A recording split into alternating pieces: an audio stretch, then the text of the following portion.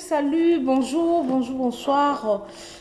Nzambe miso yo, nazokomi mona bien te. Oh là là là là là là. Oui, ça va, ça va bien. Tant on sa vidéo, ça ça fait du bien, ça fait du boom, ça fait du honneur. Un grand merci à tous les abonnés de B52, la mignonne officielle. Voilà, votre humble servante, Maman B52. Je suis là, bon, clair, hein? Je suis là encore une fois de plus pour vous servir. Je nous dis toujours que conseil la bino ezalara devoir pour na biso yangwana to hésita raté ce qui a koloba ezali to ya to loba to partager ensemble boyebi ke awa na B52 en tout cas ma finga ele karaté so mutalobi ke pa mama B52 ma finga ele kaka en tout cas wana okosi surtout que 2025 otoza tana likama mutu moti donc yo so yeno na ma finga na odenda veut dire antibal un grand merci na famille bota mobimba bisika biso ezwami bino en tout cas nzamba lola amona bino apambola pe apesa bino oyo ezangi ba gros bisous na bino ba dinachou ba pesha lover balobi bato bazala wana toujours pona ko assumer pe ko assurer un grand merci à Belle Vie Kondi la patronne, la poutine de l'écriture, balobi, batike la kwanga, batike, mais kasi écriture. Et puis ça m'a la maman Belle Vie Kondi la patronne. Na ce qui la grande famille pour nana kandate balobi, dans la vie nous devons, même Bible lobi ango, ata oza na problème moko oza na difficulté moko mais quand on te demande juste dis tout va bien yango na mekaka ko transmettre biso moi esengo muki o tozaka nango na kati na biso to kabola balobi Belle Vie TV touti kolanda Pasteur Didier film o na landi yango na relandi yango na relandi yango na bino. Non. Nzamba pambola Belle Vue. Nzamba lola penda apambola bela. Tomoni makambo nyonso ndenge leki na Pasteur Didier. Tozwaki teaser na biso lobi na ochela biso yango. Yango na chela biso pembeni ezoleka na ocha na nga santé. Teaser na biso obo omona. Titre nango eza second choix. La famille. To simba na maboko. To simba na maboko. Bebi nzembo baembaka. Bana Congo to simba na maboko. Congo elonga RDC. Mexico na nenga art. Bana Congo to simba na maboko. Art elonga na RDC. Soto za na batu loka ba Belle Vie Kondi la patrona. Bon, baza ko apporter le biso en plus na société. Baza ko apporter les biso en plus na communauté. La grande famille. Batouana faut aussi simba bon faut aussi simba batouana ko simbe na kudte. Pour soit salibwe a glissa ki. Bato nzambe atie buanya. Nzambe atie intelligence pe sagesse kati na bango. Bazoya ata na mingi te. Nayebi ke na Pasteur Didier ata mutu moko a changé. Pour d'une façon ou d'une autre. Ba conseil ya kitoko epesami. Ba leçon à tirer et belé epesami na kati ya Pasteur Didier. Na film na biso to moni second chance. Na seki na lembi. To moni ba artiste na biso belo to mona kala neti ba Priska Kanushipi o to bete la penza moi CTP likolo na e parce que me bizolo ba maman mingi zolo ba maman mingi batu to zolo ba maman mingi batu bazolo ba maman mingi pona tina na Priska Kanushipi to moni na omingole là encore une fois de plus na Belle Vie TV en tout cas to ça biso ke artiste bela tango asbengio na casting c'est-à-dire que monique place wana penza foyo zala wana donc bela azane na partie prité te azana partie prité Mukope bela omona ke place esenga mama besenga ndabe abetango abenga mama besenga ndi bo omona ka mukomsu bwe pouf mama besenga ndi na Belle Vie TV bon wana nina ko bwaka na bato ndena ko bwaka na bato bela sele her wana kutute obenga nga na yo jouer kuna pona ko bamba batu mabanga na mabanga banda na bibandela tableau na ngati na suki ezaka mabanga. Je disais na seconde chance, film ozoya, second choix, film ozoya, oyo banda lelo, pour le but ozoya de 10 heures na mo. La famille toza concentré, toza la wana ebele. Ba pécha lover boya ebele, ba dina chouboya ebele, ba la mille esprit donc bozala wana nombreuses. Bato bolinga Naomi Ngolela, bato bolinga Caprice Kakanushipi, bato bolinga ka na moni lisusu tonton Dako, na moni tonton Dako na sepeli komo na sous tonton Dako, na sepeli komo na artiste na biso ebele na mona kale.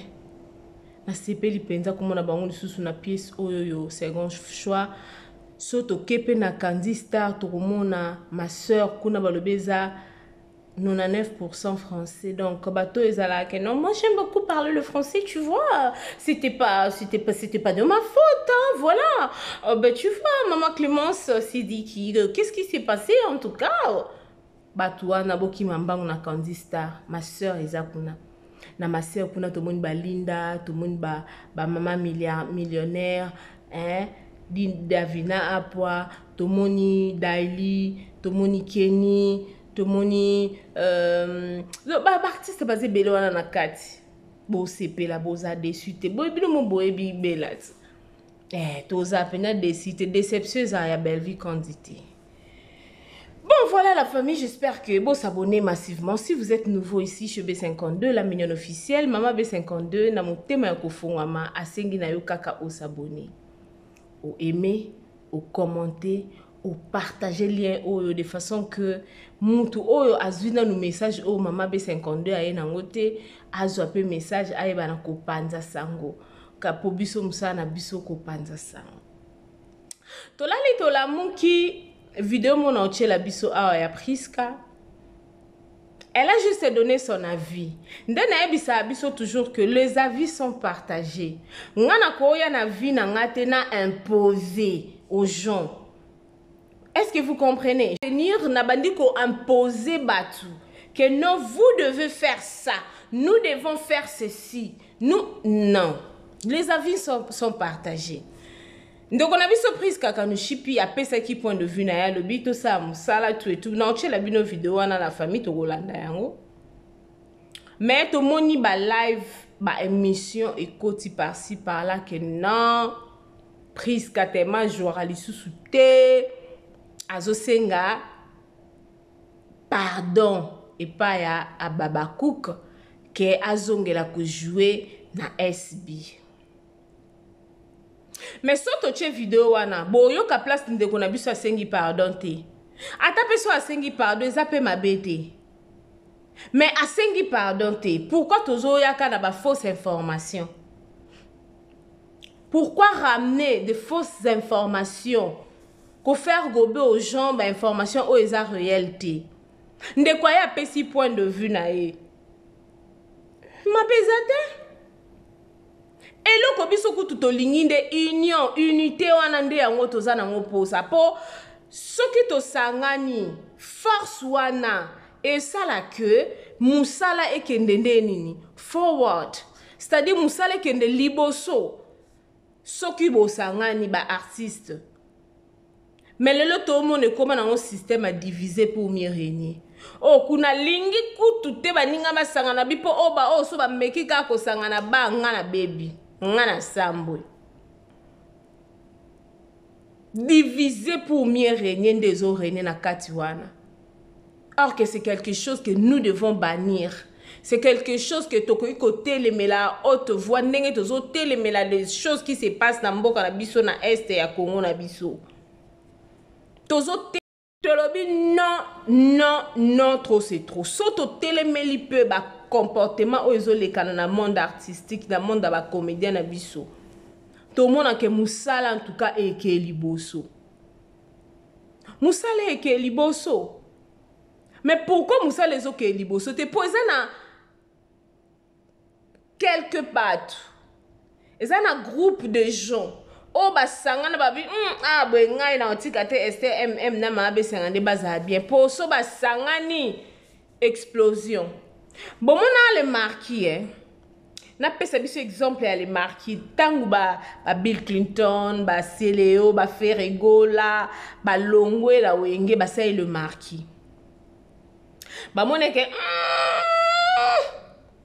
awawa bomba retardement ezawa soto tiki bano yo soto tiki ba tonton oyo soto tiki ba ndeko yo mabe koti na musique ti basala nini les marquis basala nini ba mwangani obiso na kikongo tolobaka ba palangani mutu na mutu akena kwena ye ale batu wana siko o bazaki ko balingela ebongo bul basani imité mesani ekiti po bamoni ke danger auto bandoko mona liboso na biso esali nini elongo esekarte nde makambo to mona na monde artistique awa ya théâtre bandeko mo batala ke dio oyoyo soki to tiki yango biso ba mususu to yoka na tate poussière.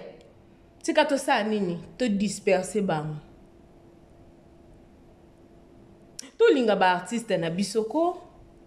Tu sala ba analyse moko to ba débat moko o eza loyal o yene ti boyo lobeli second choix ndenge zo banda o yo lobeli banana Candy Star. Donc on va voir que musala eke liboso que to ya kaka to tie ba artiste na na mutala ka to tumbi bango o lingi azana mutala ka ta kene na mafuta oil to embila sopie na kata kalingi yeso ko kauka pole na pondu ya mai soko ko kauka pole na matembele soko ko kauka pole na mbika, on ne sait jamais. Donc la grande famille Toti kabilo kwa na otie la biso video ya Priska to yoka est-ce que Priska penza makambo lobi wana asengi pardon pa nani asengi pardon pa mututi apesi juste conseil lobi que musala na bango donc il faut to balinga donc boko linga musala na yo parce que vous savez dans la vie soko lingelo kwa na to sango kito te babiso msuso na classe ezaki so prof anglais koti yo bimi to koma na difficulté oye ko la anglais akoloba anglais. It's very difficult for us now. Why? Because we didn't love it. We didn't like it in the beginning. Au début déjà, to linga angoti. Le comme el biso passe. Est-ce que vous me comprenez, ma grande famille de B52, la mignonne officielle? Second chance, Isana, second choix, pardon. Et quand même la seconde chance, on va caminer, zombenanga. Second choix izawana en tout cas to moni dio ya gesho na dio rezo na bi le bega bi na mi sombe da Vicks po pandi bande ko sina sombe Vicks na nga spray so kaka lelo kaka na mi pompe déjà na bengi mwana nga masenga da mi pandi po na boy na nga na mi pandi na nga yo koma ya kokata na po nazomona déjà dio ya gesho na Pierrot Ndombasi na malewa ba o tumba non bela oza mutumu kwa abu oza mutumu susu pardon oza penza mutumu susu tolanda video na biso ya Priska Kanuship et puis tozonga na sima poto e banako solo la lesusu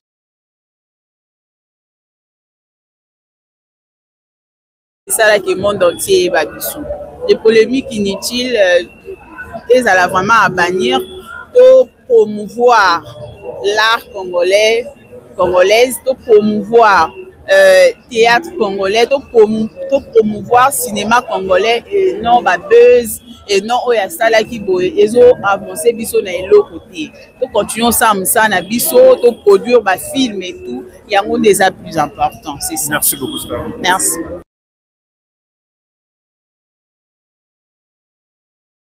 C'est ça là que le monde entier va dessous. Des polémiques inutiles, ils allaient vraiment à bannir pour promouvoir l'art congolais, congolaise, pour promouvoir théâtre congolais, to promouvoir cinéma congolais et non ba buzz et non oya sala ki boye ezo avancer biso na eloko te. To continuons ça na biso, to produire ba film et tout, yango des plus important, c'est ça. Merci beaucoup Star. Merci. Bonjour, bonjour à tout le monde. Voilà, nous sommes là. Genève boutique online. En tout cas, venez nombreux. Si vous avez vos manifestations, si vous avez de mariage, vous voulez changer des robes, n'hésitez pas de nous contacter ici chez Genève boutique. Oh mon Dieu, si belle la robe de gloire. Ceci s'appelle la robe de gloire. Venez nombreux, notre numéro s'affiche. Contactez-nous pour vos fêtes, vous ne serez pas déçus. Livraison à domicile. We welcome you to come in numbers to order here to wedding dress for hire and sales. Welcome. nayebi te video oyo ernime kokoma ekomela bino ezali mama Joséphine mama Zozo nayebi bino solution oyo ezali solution ya ba problème na biso yango eza nini ba problème na biso yango eza ba problème ya santé eza ba maladie oyo eza kati na biso ba maladie telle que diabète tension AVC prostate, ba hernie, ba maladie wana nyonso tout oyo ezo déranger biso, ba ménopause, mutu pasi, maladie nini, épilepsie, maladie nyonso tout oyo ezo déranger ndeko na yo, oyo aza pembe na yo ezo déranger mwana na yo, oyo ya cancer, oyo ezo déranger biso, solution yango yo, na yeli yo solution, ya ba produit na biso, ya naturel, ba produit oyo ezali ba complément alimentaire, ba produit oyo ezali 100% naturel, ba produit na biso ya Occident. Ndeko nanga na ili yo ba produit oyo eza juste biloka kolia oyo tozo ko compléter na nzoto na biso. Pourquoi? Parce que monde entier, monde déjà eza pollué. Eza pollué à partir ya biloko oyo tozo lia. Biloko tozo lia yango ezo détruire ba santé na biso. Pourquoi? Parce que biloko tozolia bazo travailler ngo na ba produits chimiques, biloko tozolia bazo tia ngo ba poison, biloko tozolia bazo tia ngo même ba hormone. Yango wana compagnie ya aloe vera products bakaniseli peuple na bango partout dans le monde entier, na plus de 160 pays, balobi non tikato kanisi la peuple na biso pona bien-être na bango et pona santé na bango ezala malamu yango wana ba produit na biso yango yo eza wana pona kosunga biso na ba santé atika na ebisa yo bien fait ya produit na biso aloe vera gel produit oyo okoko zanga yango na ndaku na yo te yo oza na problème ya insomnie olala kate produit oyo eza somnifère ezo pesa yo pongi yo oyo za na nzoto makasi te produit oyo eza tonique eza wana po pesa yo nzoto makasi yo oyo za na ba toxine na nzoto na yo produit oyo eza détoxifiant eza ko détoxifier nzoto na yo eza ko purifier makila na yo eza ko sukula ba veine na yo produit oyo eza na ba bienfait ebele produit oyo ko soigner pour l'estomac produit oyo ko soigner pour la constipation produit oyo eza produit moko eza ko sunga système immunitaire na biso yango wana ndeko yo ko zanga ba produit oyo te pour la santé na yo santé eza na prix te santé eza na prix te yango wana somba produit oyo soki omilingaka pe olingi libota na yo olingi mobali na yo olingi bana na yo te okoko sanga produit oyo te yango na yo ko présenter yo produit ya aloe vera gel yango soko olingi kozwa yango lolenge nini contactez Mama Joséphine na plus 44 79 853 90 849 na balieli susu plus 44 79 853 90 849 tika nzambe apambola yo kozanga produit oyo te aloe vera gel. Oh, la mignonne. Botika la bébé. Oh, la. Kina sala mignonne bokoli yango zero. Lobezala kina 10 50 yo bokoli yango na 1. Yango zopesa posa kozongisa nga bébé na mbuluma. Basala ba chaussée kaka pona ba voiture te.